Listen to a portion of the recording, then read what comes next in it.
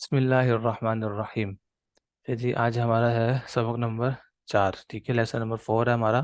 اور اس سبق کے اندر ہم جو ہے وہ مخارج کی مکمل تفصیل پڑھیں گے، ٹھیک ہے، کہ جو حروف تہجی ہیں ان کے نکلنے کی جگہ کون سی ہے، ٹھیک ہے۔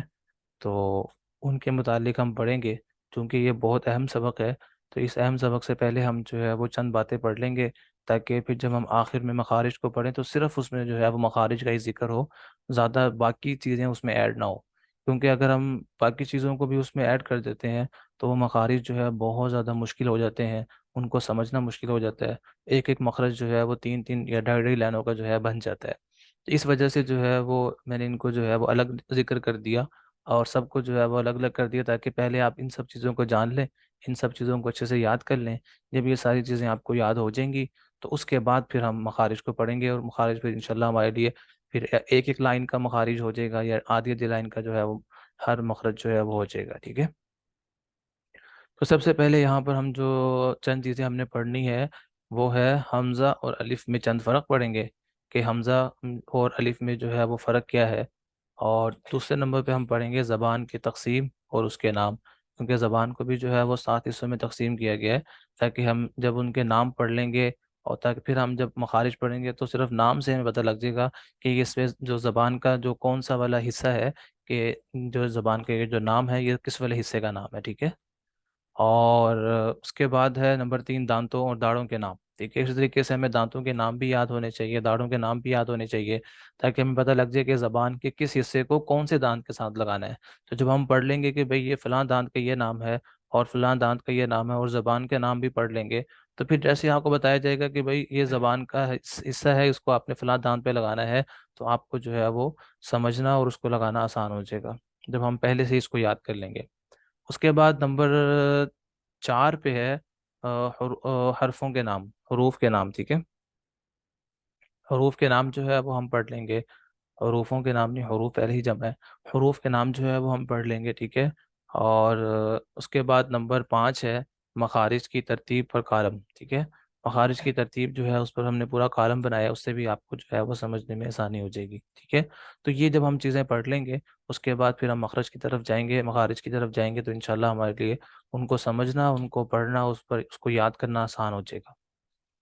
اچھا جی، اب ہم جو ہے وہ ان مخارج کی بحث سے پہلے جو جن باتوں کا جاننا ضروری ہے ان میں سے پہلی پہلی بات ہم پڑھ لیتے ہیں۔ سب سے پہلا ہے حمزہ اور الف میں چند فرق۔ تو نمبر 1 ہے کہ الف جو ہے وہ بغیر جھٹکے کے پڑھا جاتا ہے، الف کو ادا کرتے وقت جو ہے وہ جھٹکا نہیں مارنا ہوتا، ٹھیک ہے۔ جیسے نفاثاتی، اب دیکھیں بالکل سموتھلی ہم نے آرام سے جو ہے وہ الف کو ادا کیا، نفاثاتی۔ اسی طریقے سے ما خلق، ما خلق، اب میم کے بعد ہم نے الف کو جو ہے وہ پڑھا ہے اور بالکل آرام سے پڑھا، ما خلق، جھٹکا نہیں مارا، ٹھیک ہے، آواز کو۔ تو پہلا فرق یہ ہے کہ الف بغیر جھٹکے کے پڑھا جاتا ہے، اور جبکہ حمزہ جو ہے وہ ہمیشہ جھٹکے کے ساتھ پڑھا جیسے جیسے جیسے دیکھیں الحمد، الحمد، اب ہم اس کو سموتھلی اور آرام سے پڑھیں گے، الحمد نہیں پڑھنا، ٹھیک ہے، کیونکہ یہ حمزہ ہے، حمزے کو جو ہے وہ جھٹکے کے ساتھ پڑھا جاتا ہے، الحمد۔ اسی طریقے سے اعوذ، اعوذ، اسی طریقے سے نبئہم، نبئہم، ٹھیک ہے۔ تو یہ پہلا فرق ہو گیا کہ الف بغیر جھٹکے کے پڑھا جاتا ہے اور حمزہ جھٹکے کے ساتھ پڑھا جاتا ہے۔ نمبر 2، دوسرا فرق کیا ہے الف اور حمزہ کے درمیان؟ دوسرا فرق یہ ہے کہ الف کلمے کے درمیان اور آخر میں آتا ہے، شروع میں نہیں آ سکتا، ٹھیک ہے بھائی۔ الف جو ہے وہ ہمیشہ کلمے کے درمیان میں آئے گا، ٹھیک ہے، یا جس کو اردو میں اگر ہم کہیں گے تو لفظ کے درمیان میں آئے گا، ٹھیک ہے۔ عربی میں لفظ کو کلمہ کہتے ہیں، تو اس وجہ سے یہ دوسرے آسان الفاظ میں ہم یہ کہہ سکتے ہیں الف جو ہے وہ لفظ کے درمیان میں آئے گا، یا پھر کس میں آئے گا، آخر میں آ سکتا ہے، کلمے کے شروع میں نہیں آ سکتا۔ اور شروع میں کیوں نہیں آ سکتا؟ اسی کی وجہ جو ہے وہ وجہ بھی آگے ہی انہی کے اندر جو ہے وہ فرق کے اندر سے ہی آپ کو معلوم ہو جائے گی، ٹھیک ہے۔ جیسے سواءن، اب دیکھیے یہاں پر سواءن، اب یہاں پر الف جو ہے وہ شروع میں نہیں آ رہا۔ اسی طریقے سے فزادہم اللہ، فزادہم، اب یہاں پر بھی الف شروع میں نہیں آ رہا۔ فلما، اب یہاں پر بھی دیکھیں الف شروع میں نہیں آ رہا، آخر میں آ رہا ہے۔ تو الف جو ہے وہ درمیان میں بھی آ سکتا ہے، آخر میں بھی آ سکتا ہے، لیکن کلمے کے شروع میں نہیں آ سکتا۔ اور جبکہ حمزہ کی کیا ترتیب ہے؟ حمزہ جو ہے وہ کلمے کے شروع میں بھی آ جاتا ہے، درمیان میں بھی آ جاتا ہے، اور آخر میں بھی آ جاتا ہے۔ تو یہ فرق ہو گیا الف اور حمزہ کے درمیان۔ جیسے دیکھیں شروع کی مثال یہاں پر لکھی ہے اعوذ، اعوذ، اور نمبر 2 ہے انؤمن، درمیان میں بھی آ گیا۔ نمبر 3 ہے آخر کی السفہاء، دیکھیں یہاں پر تو حمزہ جو ہے وہ کلمے کے شروع میں بھی آ جاتا ہے، کلمے کے درمیان میں بھی آ جاتا ہے، اور کلمے کے آخر میں بھی آ جاتا ہے۔ اب یہاں پر بھی ایک سوال پیدا ہوتا ہے، وہ سوال یہ ہے کہ یہ تو الف ہے تو اس کو ہم حمزہ کیوں کہہ رہے ہیں؟ اس کا جواب بھی اسی جو ہم فرق پڑھ رہے ہیں یہیں پر آئے گا، انشاءاللہ آپ کو میں سمجھاؤں گا بھی۔ نمبر 3 آ جائیں۔ الف ہمیشہ بشکل الف یعنی اصلی شکل میں ہی رہتا ہے، ٹھیک ہے؟ یعنی الف کی جو اپنی اصلی شکل ہے وہ یہ ہے جو لکھی ہوئی ہے، اذا، زال کے بعد جو الف ہے نا، یہ الف کی جو ہے وہ اپنی اصلی شکل ہے۔ تو الف جو ہے وہ ہمیشہ اسی شکل میں آئے گا، اس کے علاوہ کوئی اور شکل میں جو ہے وہ الف نہیں آ سکتا ہے، ٹھیک ہے؟ اسی طریقے سے دیکھیں جا، جیم کے بعد جو الف آ رہا ہے یہ اس کی اصلی شکل ہے۔ جیسے ہم نورانی قاعدے میں پڑھتے ہیں الف با، تو وہاں پر جو الف لکھا ہوتا ہے یہ الف کی کیا ہے؟ اس کی اصلی شکل ہے۔ تو ہم نے پڑھا نمبر 3 میں کہ الف ہمیشہ بشکل الف یعنی الف اپنی اصلی شکل میں ہی جو ہے وہ ہوتا ہے، جیسے اذا جاء۔ اب حمزہ کی طرف آئے، حمزہ جو ہے وہ اپنی اصلی شکل کے علاوہ دوسری اور شکلوں میں بھی آ سکتا ہے۔ جیسے دیکھیں اب حمزہ کی اصلی شکل کیا ہے؟ وہ یہ والی ہے، جیسے یہاں پر یہ چھوٹا سا حمزہ لکھا ہوا ہے، یہ اس کی اپنی اصلی شکل ہے۔ لیکن یہاں پر دیکھیں یہ حمزہ یہاں پر دیکھیں الف کی شکل میں آیا ہوا ہے۔ اب آگے دیکھیں حمزہ واو کی شکل میں بھی آیا ہوا ہے، ٹھیک ہے؟ اس طریقے سے حمزہ جو ہے وہ یا کی شکل میں بھی آتا ہے۔ تو حمزہ جو ہے وہ اپنی اصلی شکل کے علاوہ دوسری شکلوں میں بھی جو ہے وہ کنورٹ ہو کے آ جاتا ہے، جبکہ الف جو ہے وہ اپنی اصلی ذاتی شکل میں ہی رہتا ہے، ٹھیک ہے؟ جیسے انؤمنو، اب دیکھیں یہاں پر یہ الف ہے، اس کے اوپر زبر آ رہی ہے تو ہم اس کو حمزہ پڑھ رہے ہیں انؤمنو، تو حمزہ جو ہے وہ اپنی اصلی شکل کے علاوہ شکل میں آ گیا، ٹھیک ہے؟ تو یہاں پر دوسری دیکھیں انؤمنو میں حمزہ جو ہے وہ واو کی شکل میں آیا ہوا ہے، ٹھیک ہے؟ تو حمزہ اپنی اصلی شکل کے علاوہ دوسری اور شکلوں میں بھی جو ہے وہ آ جاتا ہے۔ اچھا جی، مجھے ذرا بتا دیجئے گا کہ میری آواز جو ہے وہ کلیئر آ رہی ہے؟ عامر عامر جی بتائیں سر. گے صرف، عامر آواز ٹھیک ہے، جی چلیں شاباش۔ بعض حضرات کو جو ہے وہ نیٹ کا مسئلہ ہوتا ہے تو وہ ان کے اپنے نیٹ کی وجہ سے آواز کٹ رہی ہوتی ہے، اس کا یہ مطلب نہیں ہے کہ میری آواز کٹ رہی ہے، ٹھیک ہے؟ چلیں جی، تو ہم نے پڑھ لیا تیسرا فرق، ہم نے کیا پڑھا کہ الف ہمیشہ اپنی اصلی شکل میں ہی رہتا ہے، اور حمزہ جو ہے وہ اپنی اصلی شکل کے علاوہ دوسری اور شکلوں میں بھی آ سکتا ہے۔ نمبر 4، چوتھا فرق کیا ہے الف اور حمزہ کے درمیان؟ وہ فرق یہ ہے کہ الف ہمیشہ اپنے ما قبل کے تابع ہوتا ہے۔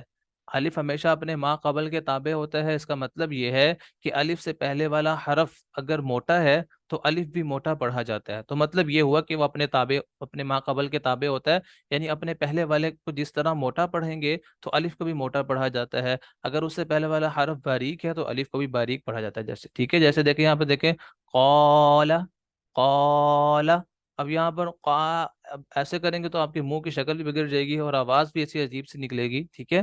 اگر ہم قاف کو موٹا پڑھیں اور الف کو باریک کرنے کی کوشش کریں گے تو شکل بھی بگڑے گی، کیونکہ اتنا قریب ہے، دونوں اتنے قریب لفظ ہیں، تو ان کو پڑھنے میں جو ہے وہ آپ کو کچھ سیکنڈ لگیں گے، تو آپ کو شکل بھی بہت جلدی آپ کو اپنی شکل کو بگاڑنا پڑے گا، یا پھر جو ہے وہ آپ کو جو ہے آواز ایسی عجیب و غریب نکالنی پڑے گی۔ تو اس وجہ سے الف جو ہے وہ اپنے ما قبل کے تابع ہوتا ہے، یعنی اگر اس سے پہلے والا حرف موٹا ہے تو الف بھی موٹا پڑھا جاتا ہے، اگر اس سے پہلے والا حرف باریک ہوگا تو الف کو بھی باریک پڑھا جائے گا، جیسے قال، قال، اسی طریقے سے کانا، کانا۔ تو دیکھیں پہلے قاف موٹا تھا تو الف بھی اسی جو ہے وہ طریقے سے ہم نے پڑھا، اور کاف جو ہے وہ باریک ہے تو ہم نے الف کو بھی اسی طریقے سے پڑھا۔ جبکہ حمزہ جو ہے وہ اپنے ما قبل کے تابع نہیں ہوتا، ٹھیک ہے؟ حمزہ جو ہے وہ جھٹکے کے ساتھ ہی پڑھا جاتا ہے، اس سے پہلے موٹا حرف آ جائے یا اس سے پہلے جو ہے وہ باریک حرف آ جائے، کچھ بھی آ جائے، حمزہ جو ہے وہ اپنا جھٹکے کے ساتھ ہی پڑھا جائے گا، ٹھیک ہے؟ تو یہ ہم نے پہلے 4 فرق پڑھ لیے۔ نمبر 5، الف حرکات و سکنات سے خالی ہوتا ہے، ٹھیک ہے؟ حرکات و سکنات سے خالی ہونے کا مطلب یہ ہے کہ الف کے اوپر جو ہے وہ زبر، زیر، پیش اور جزم نہیں آتی ہے، ٹھیک ہے.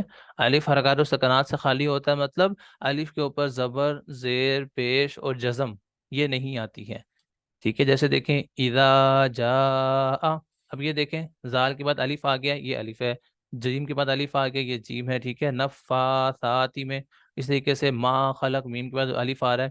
تو الف جو وہ ہوگا جس کے اوپر زبر زیر پیش نہیں ہوگی. ٹھیک ہے، جبکہ حمزہ میں کیا ہوتا ہے، حمزہ حرکات و سکنات والا ہوتا ہے، یعنی حمزہ کے اوپر زبر زیر پیش جو ہے وہ آ جاتی ہے. جیسے لا تأخذہ، اب دیکھیں یہ الف ہے، لا تأخذہ، تا کے بعد الف آ رہا ہے، لیکن اب اس کے اوپر جزم آ گئی. تو اب یہ الف نہیں رہا، کیوں؟ کیونکہ ہم نے پڑھ لیا کہ الف کے اوپر زبر زیر پیش نہیں آ سکتی ہے. اگر الف کے اوپر زبر زیر پیش آ جائے گی تو وہ الف کیا بن جائے گا، حمزہ بن جائے گا. جیسے لا تأخذہ، ٹھیک ہے، تو اب دیکھیں ہم اس کو لا تأخذہ نہیں پڑھ رہے، اب جھٹکے کے ساتھ پڑھ رہے ہیں، مطلب یہ حمزہ بن گیا. اور ہم نے کہا تھا کہ حمزہ اپنی اصلی شکل کے علاوہ دوسری شکلوں میں بھی آ سکتا ہے، تو یہاں پر حمزہ الف کی شکل میں آیا ہوا ہے لیکن ہے یہ حمزہ. ٹھیک ہے، تو ہم کیسے پڑھیں گے اس کو، لا تأخذہ. اسی طریقے سے یہاں پر دیکھیں اانتم، اانتم، دیکھیں دونوں حمزوں میں ہم جھٹکے سے پڑھ رہے ہیں. کیوں؟ کیونکہ الف کے اوپر زبر آ گئی. جب الف کے اوپر زبر آ جائے گی تو ہم اس کو الف نہیں کہتے، ہم اس کو کہتے ہیں حمزہ. اب آپ اس کے اگر ہم نے جوڑ بھی کرنے ہوں گے، ٹھیک ہے، تو ہم کیا کہیں گے، حمزہ نون زبر ان. ٹھیک ہے، حمزہ نون زبر ان کہیں گے، ہم یہ نہیں کہیں گے الف نون زبر ان، ایسے نہیں کہیں گے. اب یہ حمزہ ہی جو ہے وہ کنسیڈر ہوگا، حمزہ ہی اب ہم اس کو پڑھیں گے. ٹھیک ہے، تو یہ آپ نے جو ہے وہ یاد رکھنا ہے کہ الف جو ہے اس پر زبر زیر پیش نہیں آتی ہے، جبکہ حمزہ پر جو ہے وہ زبر زیر پیش آ جاتی ہے. لہٰذا اگر الف کے اوپر زبر زیر پیش یا جزم آ جائے گی تو وہ الف نہیں رہے گا، وہ حمزہ بن جائے گا، لہذا اس کو جھٹکے کے ساتھ پڑھا جائے گا. اب آ جائے، میں نے آپ سے یہاں پر کہا تھا کہ ہم نے یہاں پر پڑھا ہے کہ الف کلمے کے درمیان آخر میں آتا ہے، شروع میں نہیں آ سکتا. ٹھیک ہے، تو یہ وجہ کیا وجہ بنی اس کی، کیونکہ جب بھی الف کلمے کے شروع میں آئے گا تو ہمیں جب ہم نے کلمہ شروع کرنا ہوتا ہے، لفظ پڑھنا ہوتا ہے، تو ہمیں اس کو کچھ نہ کچھ زبر زیر پیش، کچھ نہ کچھ دینا پڑتا ہے اس کو پڑھنے کے لیے. جب اگر الف شروع میں آ جائے گا تو ہم اس کو زبر زیر پیش نہیں دے سکیں گے، تو پڑھیں گے کیسے اس کو. ٹھیک ہے، مثال کے طور پر جیسے یہ الحمد لکھا ہوا ہے، اب اس کو ہم مثال کے طور پر الف کنسیڈر کر لیتے ہیں، ہم سمجھتے ہیں یہ الف ہے، تو الف کے اوپر زبر زیر پیش آتی نہیں ہے، تو ہم لحمد پڑھنا پڑے گا ہمیں. تو الف کو ہم تو پڑھنا ہی نہیں، پڑھ ہی نہیں سکیں گے جب تک اس پر زبر زیر پیش کچھ لگا نہیں ہوگا. ٹھیک ہے، تو اس وجہ سے الف جو ہے وہ کلمے کے شروع میں نہیں آ سکتا، کیونکہ کلمے کے شروع میں جو بھی لفظ آئے گا اس پر آپ دیکھیں گے زبر زیر پیش کچھ نہ کچھ لگی ہوگی تاکہ ہم اس کو پڑھ سکیں. ٹھیک ہے، تو اب دیکھیں نون آ رہا ہے تو ہم زبر لگی ہے، یہاں پر حمزہ آ رہا ہے تو اس کے اوپر زبر لگ گئی، یہاں پر زبر لگ گئی. ٹھیک ہے، اسی طریقے سے یہ سین آ رہا ہے، اس پر جو ہے وہ زبر لگ گئی ہے. تو کچھ نہ جو بھی شروع میں ہوگا ہم اس کو پڑھنے کے لیے زبر زیر پیش یا کچھ نہ کچھ اس کو دینا پڑے گا. تو ہم نے کہا کہ الف کے اوپر زبر زیر پیش کچھ نہیں آ سکتا، تو جب کچھ نہیں آئے گا تو ابتدا میں جو ہے اس کو کیسے ہم لا کر پڑھ سکیں گے، تلفظ کر سکیں گے. ٹھیک ہے، تو یہ وجہ تھی کہ الف شروع میں نہیں آ سکتا، اس لیے کیونکہ الف پر زبر زیر پیش نہیں آتی ہے. جب اس پر زبر زیر پیش نہیں آتی ہے تو لہذا اس وجہ سے وہ شروع میں بھی نہیں آ سکتا. ٹھیک ہے، تو یہ وجہ تھی جس کی وجہ سے میں نے آپ کو کہا تھا کہ ہم آگے پڑھیں گے، وہ یہاں پر آ گئی کہ الف جو ہے وہ حرکات و سکنات سے خالی ہوتا ہے، مطلب الف کے اوپر جو ہے وہ زبر زیر پیش کچھ نہیں آتی ہے، اس وجہ سے الف جو ہے وہ کلمے کے شروع میں بھی نہیں آتا. آگے ہے نمبر 6، حمزہ اور الف میں جو فرق پڑے ہیں اس میں سے جو ہے وہ ہم نے 5 پڑھ لی ہے. چھٹا ہے الف سے پہلے حرف پر زبر آتی ہے. ٹھیک ہے بھائی، یہ ابھی آپ نے یاد رکھنا ہے کہ الف سے پہلے جو بھی حرف ہوگا، ٹھیک ہے، جو بھی حرف ہوگا الف سے پہلے اس پر جو ہے وہ ہمیشہ زبر آئے گی. جیسے دیکھیں قال ما خلق، اوپر والی مثالوں میں بھی ساتھ دیکھ لیں، ایڈ کرنے کے لیے اور مثالیں ہو جائیں گی. لا تأخذہ، ٹھیک ہے، تو جتنے بھی لفظ آئیں گے آگے بھی دیکھ لینا. انبأہم، یہاں پر تو چلو حمزہ آ گیا، تو ہم الف کی بات کر رہے تھے کہ الف سے پہلے والے حرف پر ہمیشہ کیا آئے گی، زبر آئے گی. اور حمزہ سے پہلے حرف پر زبر، زیر، پیش، جزم کچھ بھی آ سکتا ہے. ٹھیک ہے، تو الف اور حمزہ میں چھٹا فرق یہ ہو گیا کہ الف سے پہلے ہمیشہ زبر آتی ہے، جبکہ حمزہ سے پہلے جو ہے وہ زبر، زیر، پیش سب آ سکتی ہے. تو یہ ہم نے جو ہے وہ حمزہ اور الف میں جو ہے وہ فرق پڑھے ہیں، اس کو آپ نے جو ہے وہ اچھے طریقے سے یاد کرنا ہے.